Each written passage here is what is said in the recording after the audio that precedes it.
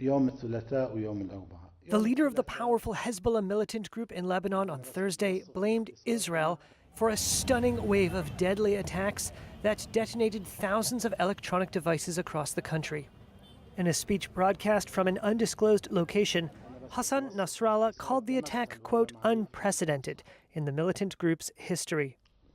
Thousands of pagers were targeted by the Israeli enemy, and they were all detonated at the same time. The enemy violated through this attack all the regulations, laws, and red lines. Lebanon and Hezbollah have blamed Israel for attacks on Hezbollah's communications equipment that killed at least 37 people and wounded around 3,000. Nasrallah acknowledged the attacks represented what he called a major security and military blow. Dozens of funerals show the reach of the strike. On Tuesday, pagers used by Hezbollah began exploding, seemingly detonated remotely. A day later, handheld radios began to explode, sometimes at funerals of those killed in the first wave. On Thursday, the Lebanese army conducted what it said was the controlled demolition of a battery from inside a communications device. Israel has not commented directly on the attacks, which security sources say were probably carried out by its Mossad spy agency. But as Nasrallah spoke, the roar of Israeli jets could be heard over Beirut. Sonic booms as the aircraft broke the sound barrier thundered over the city. Israel said its warplanes struck southern Lebanon overnight. Hezbollah reported that airstrikes resumed in the border area in the afternoon. The cross-border strikes between the combatants have escalated since October 7th, when Hezbollah fired on Israel in support of Hamas's attack on Israeli communities from Gaza. Israel says its conflict with Hezbollah, like its war in Gaza against Hamas, is part of a wider regional confrontation with Iran, which sponsors both groups, as well as armed movements in Syria, Yemen, and Iraq. The conflict has repeatedly threatened to spread. Iran has promised to hit back at Israel for what it says was an Israeli strike that killed a Hamas leader in Tehran. Iranian state media reported the commander of the country's Revolutionary Guards told Hezbollah's Nasrallah that Israel will face a, quote, crushing response from the axis of resistance for its attack on the group's communications devices. Widespread attacks on Hezbollah communication devices in Lebanon this week have turned the spotlight on Israel's secretive Unit 8200. On Tuesday, Hezbollah pagers detonated across the country simultaneously when a coded message was sent to them.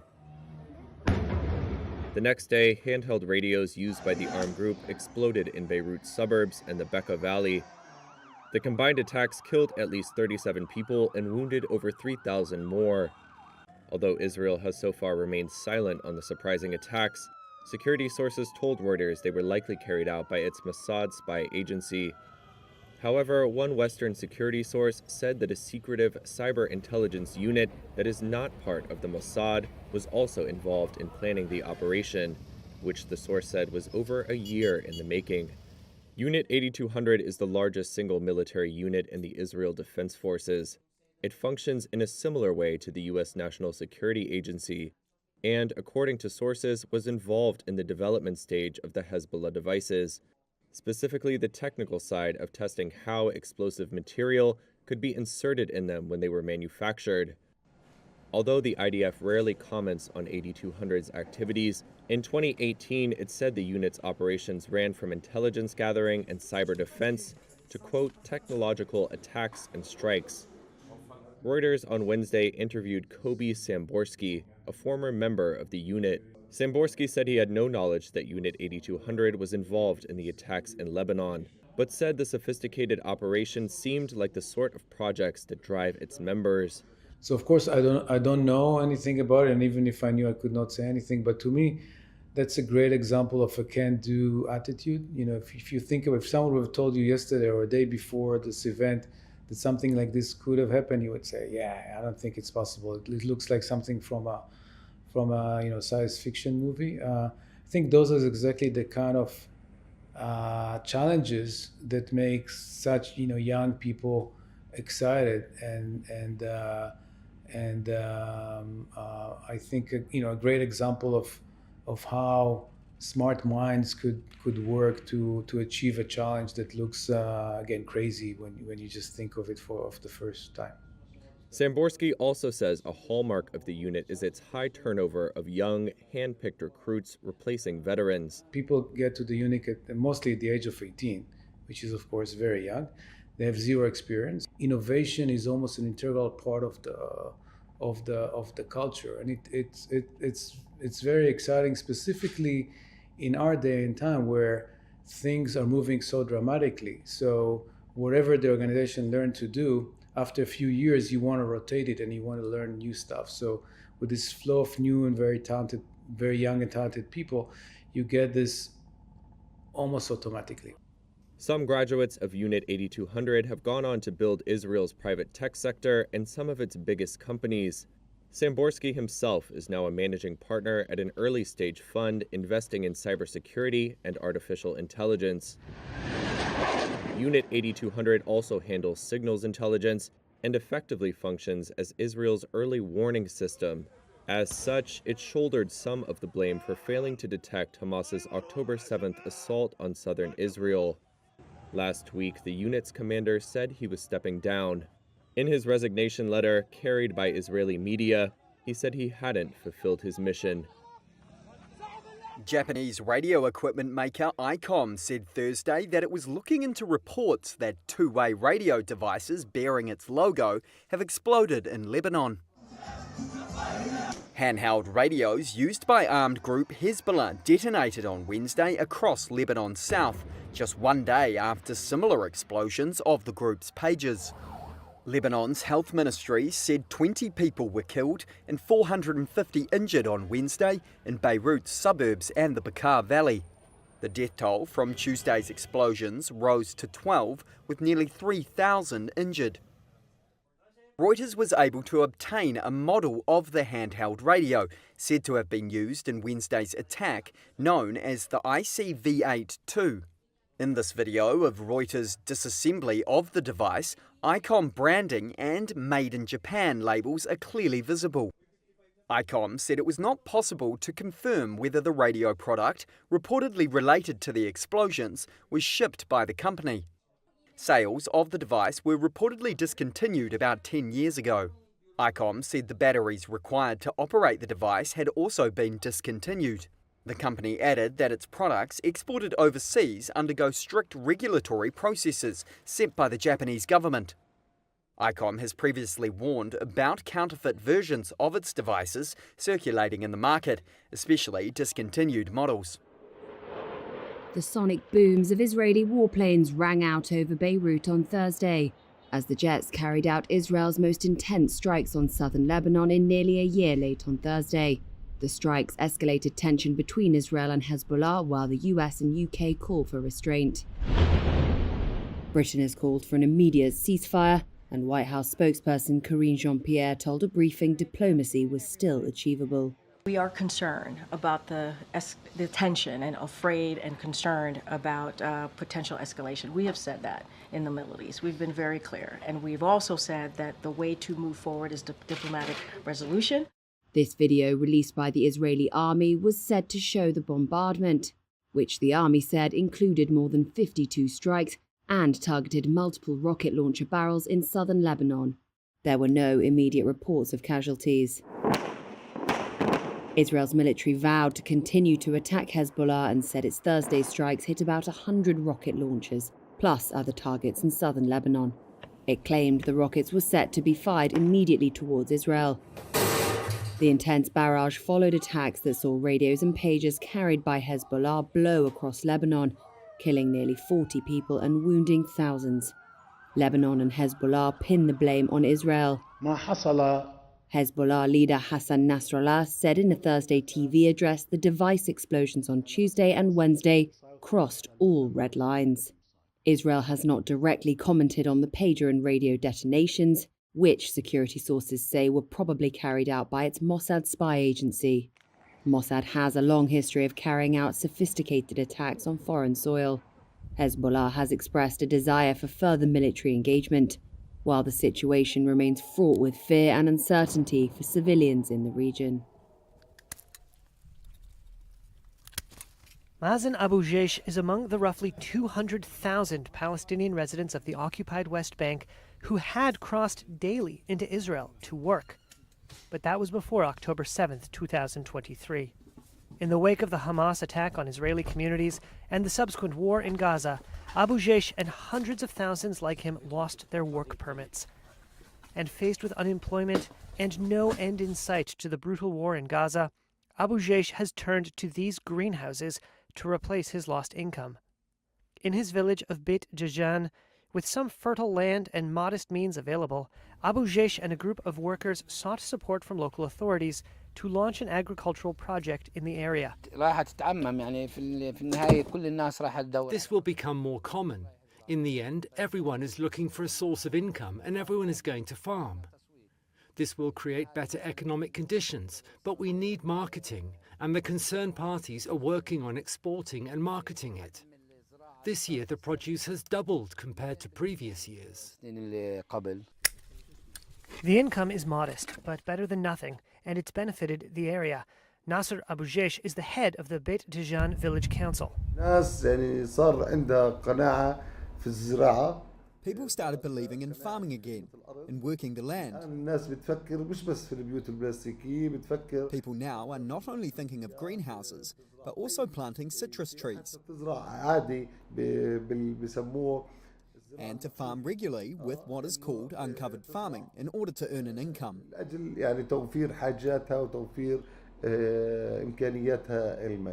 A report from the International Labour Organization this week projected unemployment in the West Bank and Gaza rising above 50%, with a total of 500,000 jobs lost. The loss of wages has compounded the economic impact of the war in Gaza and unrest in the West Bank.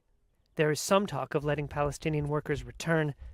Some Israeli security officials worry that the loss of earnings in the West Bank could fuel even greater strife. We'll secure our elections. Our goal will be one-day voting with paper ballots, proof of citizenship, and a thing called voter ID. Donald Trump's baseless claims of widespread voting by non-citizens have made their way into a series of lawsuits challenging voter registration procedures in some states.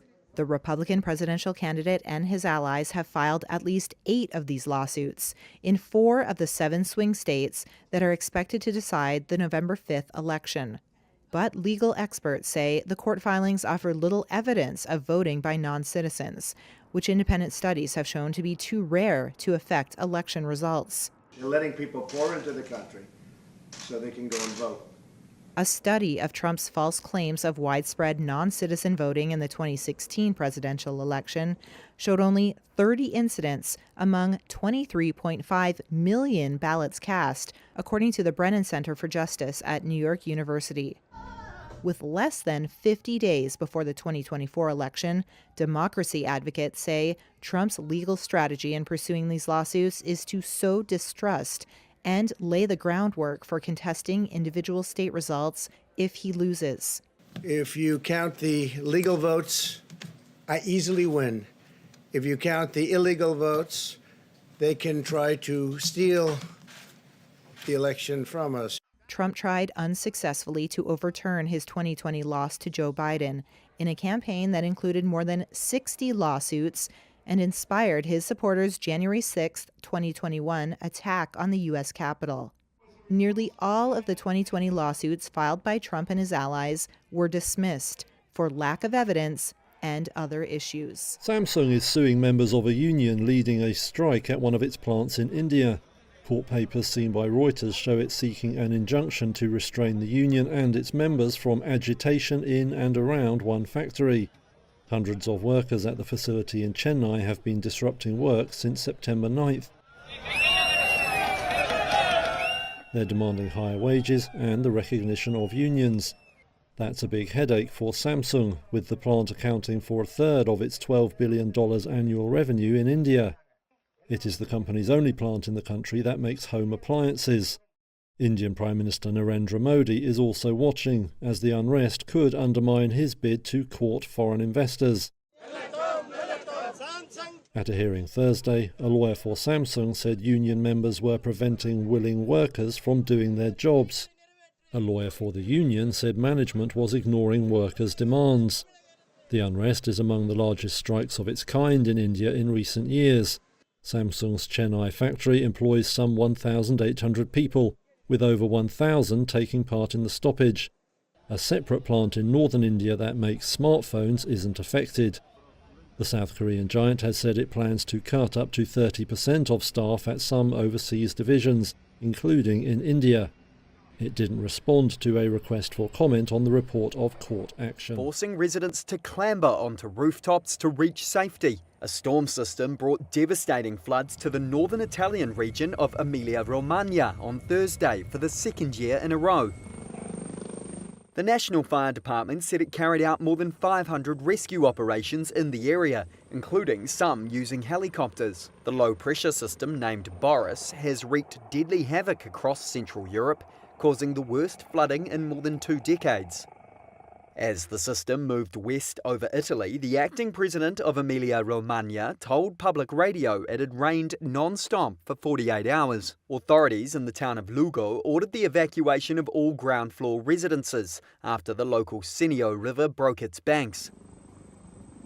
Over 1,000 people were evacuated overnight from their homes as 3 rivers overflowed. Schools were closed and rail services suspended in several provinces on Thursday. Floods and mudslides were also affecting the neighbouring regions of Tuscany and Marca.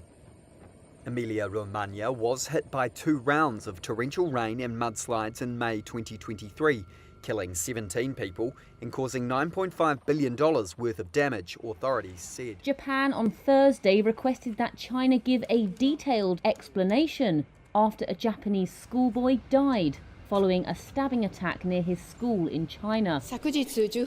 Japanese Foreign Minister Yoko Kamikawa confirmed in a statement that the 10-year-old died in the early hours of Thursday morning, a day after the attack in the city of Shenzhen. Chinese authorities said the boy was stabbed on his way to school at about 8 a.m. by a 44-year-old assailant surnamed Zhong. The schoolboy was a Japanese national like his father, while his mother is a Chinese citizen. Kamikawa, quote, strongly requested that China take all possible measures to ensure the safety of Japanese nationals. On Thursday afternoon, people laid wreaths at the gate of the Shenzhen school. The attack took place on the anniversary of an incident in 1931 that triggered war between China and Japan. It's a sensitive date at a time when diplomatic relations are strained. It marks the second incident of that nature near a Japanese school in China in recent months. In June, a man attacked a bus used by a Japanese school.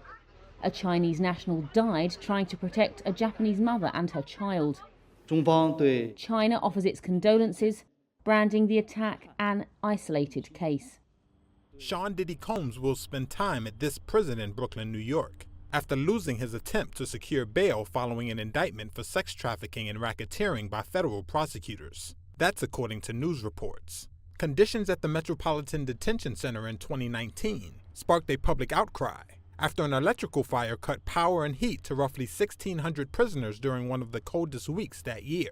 The prison has a history of holding high-profile figures including Sam Bankman-Fried and Ghislaine Maxwell. Combs pleaded not guilty to the 3 criminal charges that were brought against him earlier this week. A U.S. magistrate judge denied bail for Combs, granting a prosecution request for continued detention before trial, following the music mogul's arrest on Monday.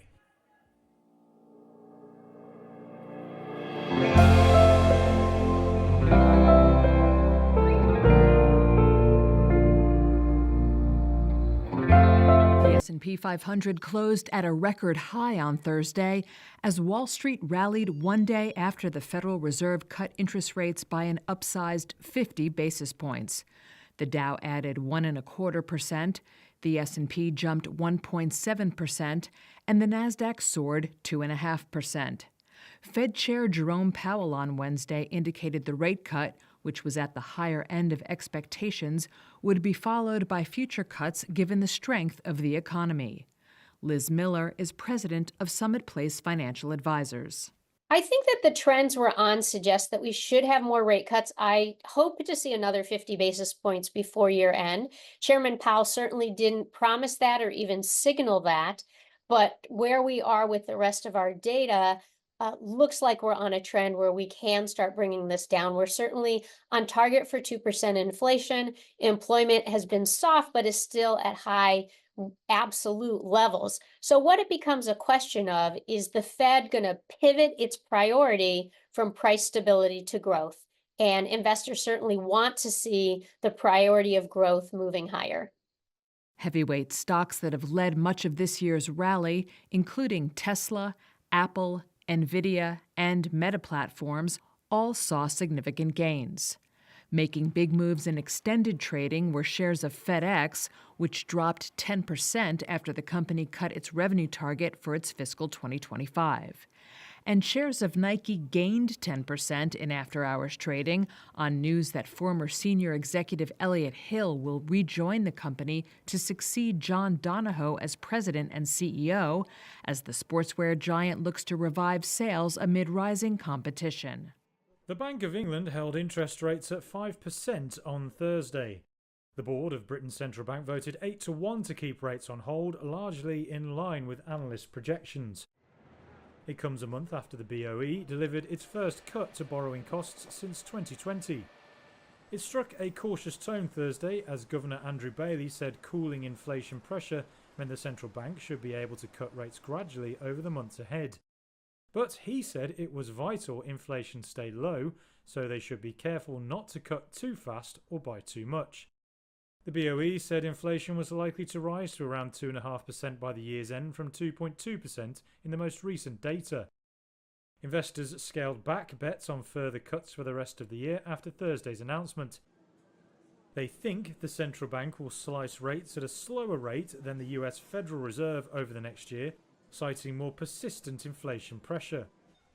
The decision follows Wednesday's move by the US Federal Reserve to cut rates by 0.5 percentage points. That was larger than expected and showed the Fed's confidence inflation pressures were cooling. Huawei's much anticipated $2,800 folding phone was launched in China on Friday. But many self-described superfans of the Chinese company were left disappointed. The Mate XT is twice the price of Apple's newest iPhone, released on the same day. But it wasn't actually available for walk-in customers. At Huawei's flagship shop in the southern Chinese city of Shenzhen, Bao Chunran was among those who could not buy one. That was after being told only those whose pre-orders had been confirmed could get one of the handsets, which folds 3 ways like a screen door. I came today specifically to buy the trifold model, and I'm pretty disappointed that I couldn't get one. I was really hoping to try it out in person, but I didn't manage to get a reservation, so I'm very disappointed. It was a similar story at a Huawei store in Beijing, where access to the phone was also restricted to those whose pre-orders had been confirmed. Analysts had warned that supply chain constraints could leave many potential buyers empty-handed. Some, including this local resident, also questioned the high cost of the phone amid a sluggish economy. At this price, I think the average person might not be able to afford it. Well, it's not really targeted at the average worker. It's rather aimed at business professionals. According to analysts, pre-orders for the Mate XT have surpassed 6.5 million. And Huawei's executive director, Richard Yu, said sales were better than expected and the phone sold out, quote, in seconds. He added that the company had turned, quote, science fiction into reality. But it seems owning the phone still remains in the realm of fantasy for many. New car sales in the European Union fell 18.3% in August to their lowest in 3 years. Auto industry data showed Thursday the number was dragged down by double-digit losses in major markets Germany, France and Italy, and sliding electric vehicle sales, which plunged almost 44%. August marked the 4th consecutive monthly drop for EVs. That led the European Automobile Manufacturers Association to demand urgent action to stop further decline. It said the industry needed EU institutions to come forward with urgent relief measures before new CO2 targets for cars and vans came into effect next year. The new plunge came as the bloc's biggest EV markets, Germany and France, saw huge falls. Sales at Europe's three largest car makers, Volkswagen, Stellantis and Renault, fell significantly from a year earlier. That all left car sales below pre-pandemic levels, and VW said recently the trend could continue for the foreseeable future. Sales at EV maker Tesla also fell 43% last month, and those for China's SAIC Motor were down more than a quarter. But one campaign group, Transport and Environment, argued the market will recover. It projects battery electric cars will reach a total market share of close to a quarter in the EU by next year, mostly due to lower selling prices. On Thursday, Nike announced plans to toss out its president and CEO John Donahoe as demand falters for the brand's sneakers. He'll be replaced by former senior executive Elliott Hill, who will take over next month. Nike's shares rose in after-hours trading after the news. Nike's strategy under Donahoe over the past few years, driving customers directly to its own stores and websites, cutting out retailers in the middle, worked at first. Under his lead, Nike exceeded $50 billion in annual sales last year, partly helped by soaring demand for sportswear after the pandemic. But growth lost steam, and Nike seemed to lack new and appealing products. Customers coveted newer and more fashionable brands like On and Hoka. Meanwhile, Nike's Air Jordan shoes had been slipping on the resale market last year. Soon, the company undertook a $2 billion cost-cutting plan, and that included layoffs. In June, Nike forecast a surprise drop in fiscal 2025 revenue, which it blamed on inflation taking a toll on demand and a slower China market.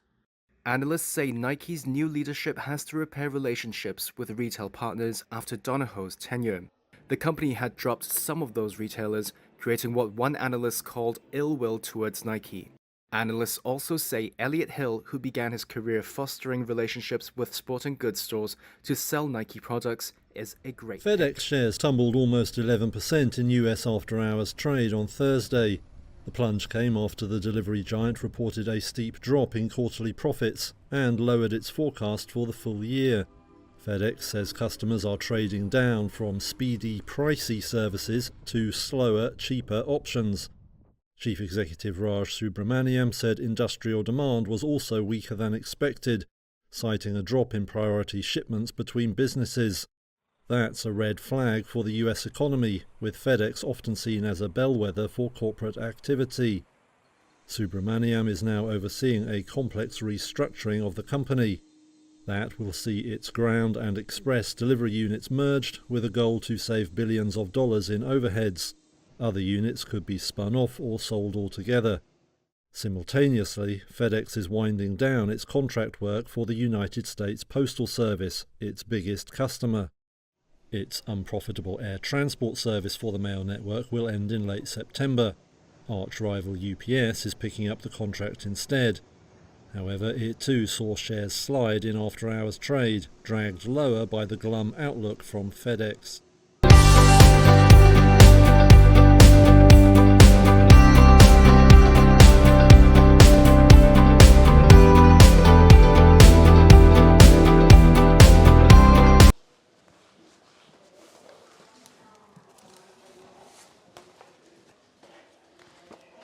We didn't know what to do. We didn't understand what was happening. At that moment, we started receiving text messages about pagers exploding.